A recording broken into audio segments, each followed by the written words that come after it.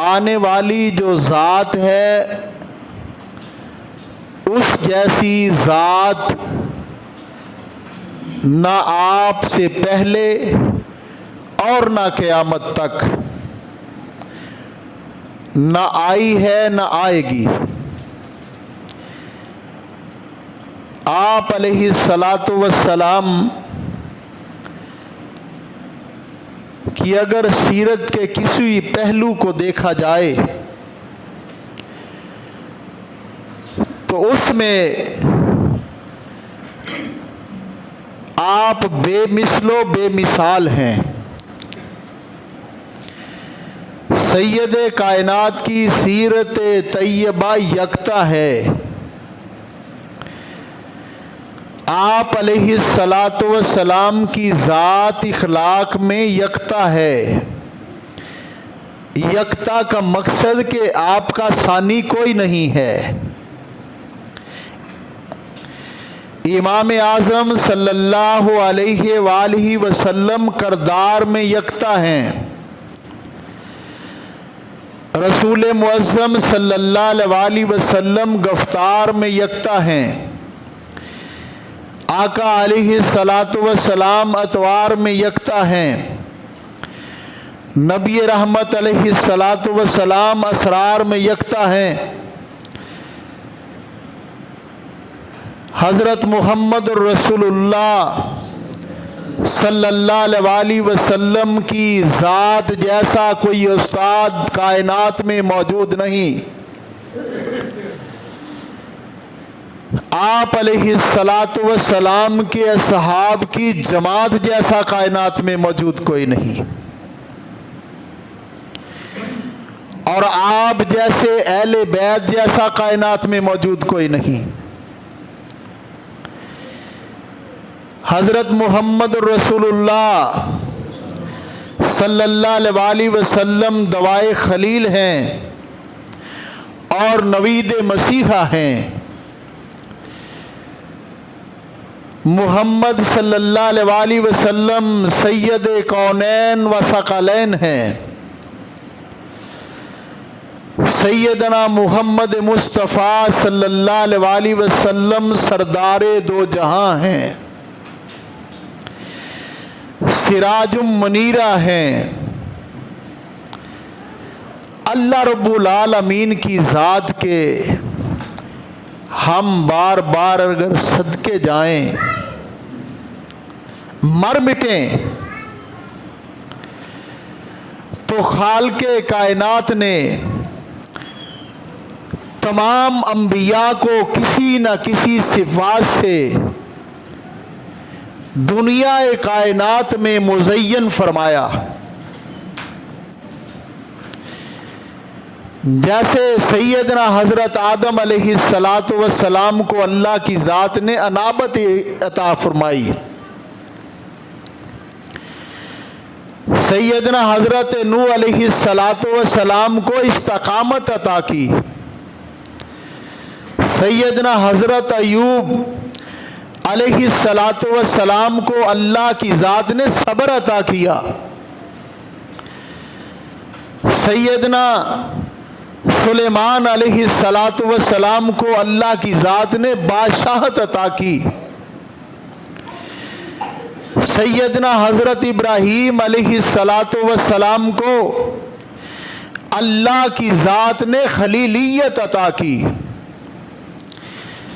سیدنا ابراہیم علیہ الصلاۃ والسلام کے بعد سیدنا اسماعیل علیہ الصلاۃ والسلام کو اللہ کی ذات نے حلم عطا کیا،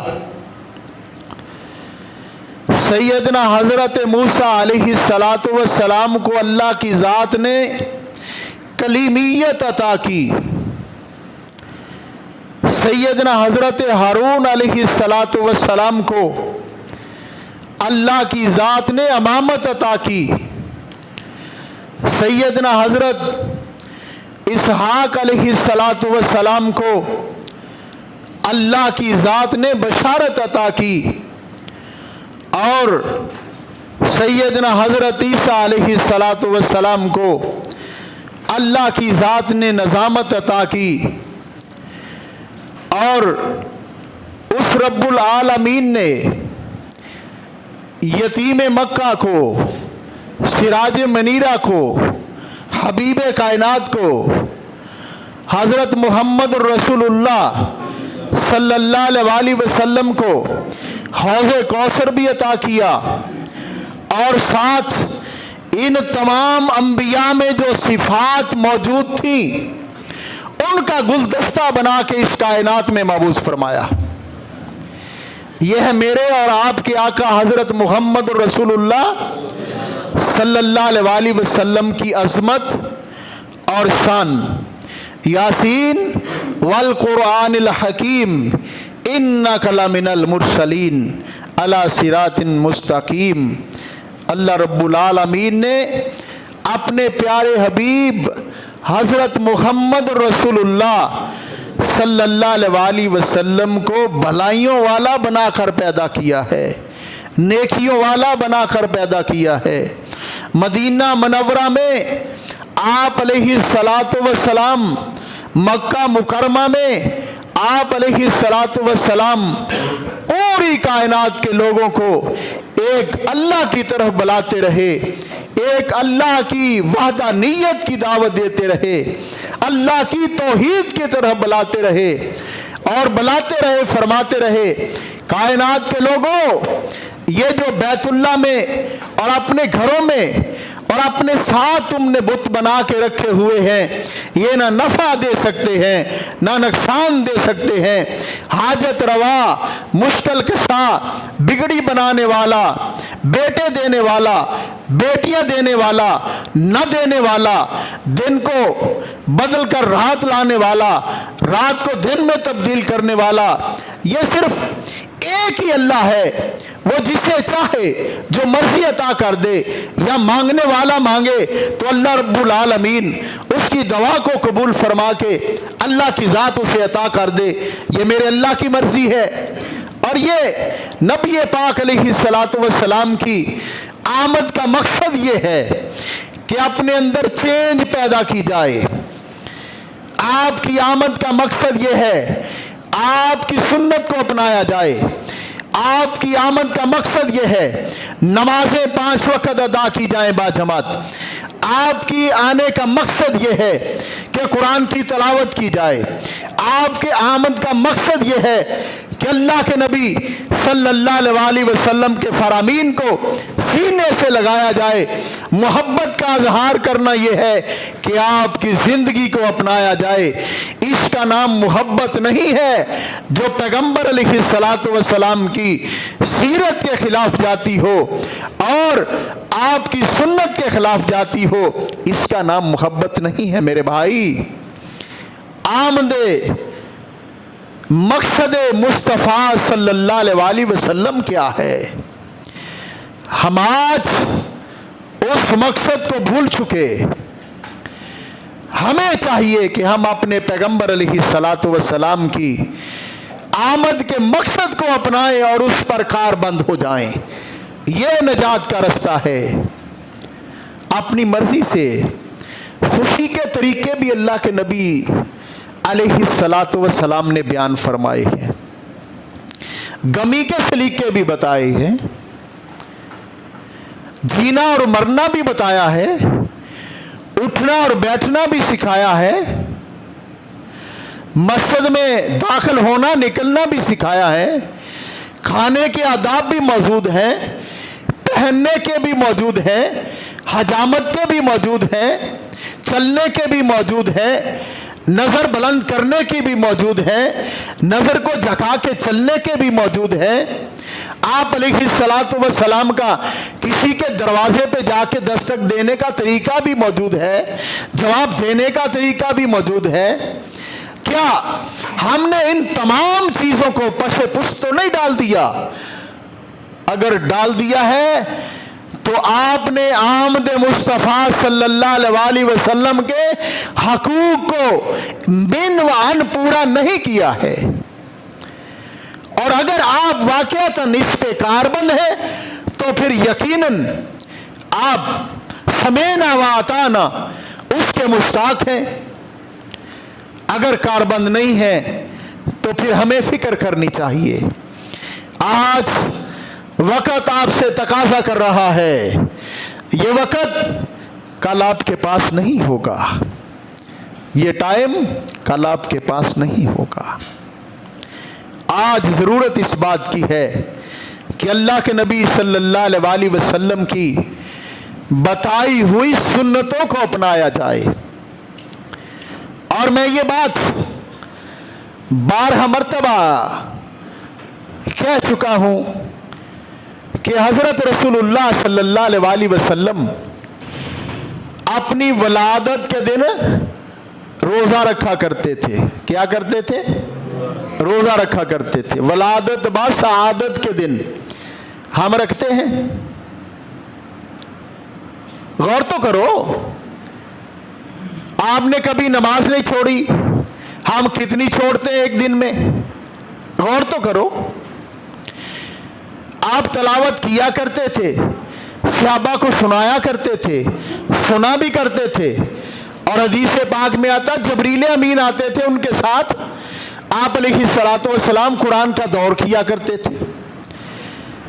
ہم دیکھیں ہمارے گھروں میں پڑے ہوئے قرآن پاک, انہیں کتنی مدت گزر گئی ہم نے اٹھا کے نہیں دیکھا. ہم دیکھیں کہ ہمارے گھر میں سونے والے افراد وہ فجر کی نماز کو ادا کرنے کے لیے اٹھتے بھی ہیں کہ نہیں اٹھتے؟ ہم نے کبھی غور نہیں کیا. ہم نے اس پہ کبھی فکر نہیں کیا. آج وقت تم سے تقاضا کر رہا ہے. آج یہ چند دن آپ دیکھیں گے فجر کے بعد چند بچوں کو گلی محلوں میں نعرے کے لیے نعرے لگائیں, آپ نکل جائیں. بھائی ان بچوں کی تربیت کیجئے, ان بچوں کی تربیت کیجئے سنت پہ, پیغمبر کی سیرت پہ. ایک ایک ادا نبی پاک علیہ الصلوۃ والسلام کی ان کو سکھائیے. جس رستے پہ آپ چل نکلے ہیں یہ رستہ وہ نہیں ہے جو سنت کا ہو. یہ رستہ وہ نہیں ہے جو مکے اور مدینے کو جاتا ہو. یہ رستہ وہ نہیں ہے جو حوض کوثر پہ جاتا ہو. یہ رستہ وہ نہیں ہے جو تمہیں صفات نبی صلی اللہ علیہ وسلم کے قریب لے جاتا ہو. ایک ایک میرے نبی کی سنت موجود ہے, طریقہ موجود ہے. جب تک ہم نہیں اپنائیں گے کامیاب نہیں ہو سکتے. اللہ رب العالمین نے اپنے پیغمبر علیہ الصلوۃ والسلام کو قرآن میں فرمایا یا ایھا النبی انا ارسلناک شاہدا ومبشرا ونذیرا. اللہ رب العالمین نے اپنے پیغمبر کو شاہد بنا کر بھیجا ہے. کس چیز کا؟ اللہ نے اپنی توحید کا, اپنی الوہیت کا, اپنی ربوبیت کا شاہد بنا کر بھیجا ہے. اس شاہد کی بات کو آپ ماننے کے لیے تیار نہیں, اوروں کی بات پہ آپ کان دھرے ہوئے ہیں.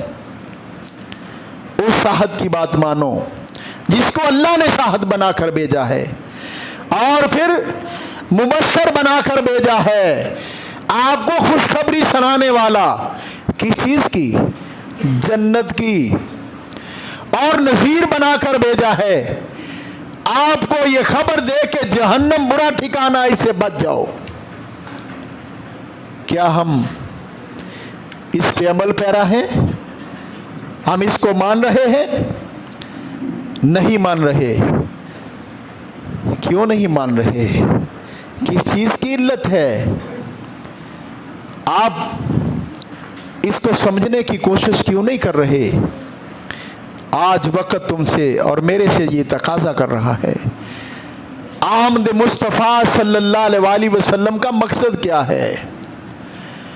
آمد مصطفیٰ صلی اللہ علیہ وسلم کا مقصد باوضو ہو کر اللہ کی بارگاہ میں کھڑا ہونا ہے. آمد مصطفیٰ صلی اللہ علیہ وسلم کا مقصد کسی کا حق نہیں کھانا. آمد مصطفیٰ صلی اللہ علیہ وسلم کا مقصد اگر کوئی فیصلہ کروانے کے لیے آئے تو عدل کرنا ہے. آمد مصطفیٰ صلی اللہ علیہ وسلم کا مقصد اپنے والدین کی عزت اور احترام کرنا ہے۔ آمد مصطفیٰ صلی اللہ علیہ وسلم کا مقصد اپنے بچوں کی اچھی تربیت کرنا ہے۔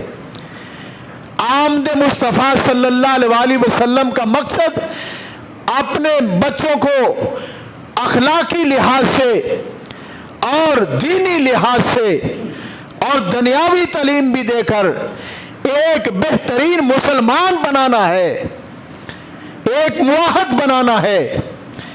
آمد مصطفیٰ صلی اللہ علیہ وسلم کا مقصد یہ ہے کہ آپ نے اپنے بھائیوں کے حقوق، اپنے والدین کے حقوق، اپنے رشتہ داروں کے حقوق، اپنے ہمسائے کے حقوق، اپنے محلے داروں کے حقوق، ان کا تعین کرنا ہے اور اس کے مطابق آپ نے ان کو پورا کرنا ہے، جیسے آمنہ کے لال حضرت محمد رسول اللہ صلی اللہ علیہ وسلم نے وہ حقوق، وہ قوانین بتائے ہیں۔ اللہ رب العالمین کی ذات ہمیں ان حقوق کی پاسداری کرنے کی توفیق نصیب فرمائے۔ انشاءاللہ آئندہ جمعہ یہیں سے اپنی گفتگو کا آغاز کروں گا۔ وآخر دعوانا ان الحمد للہ رب العالمین۔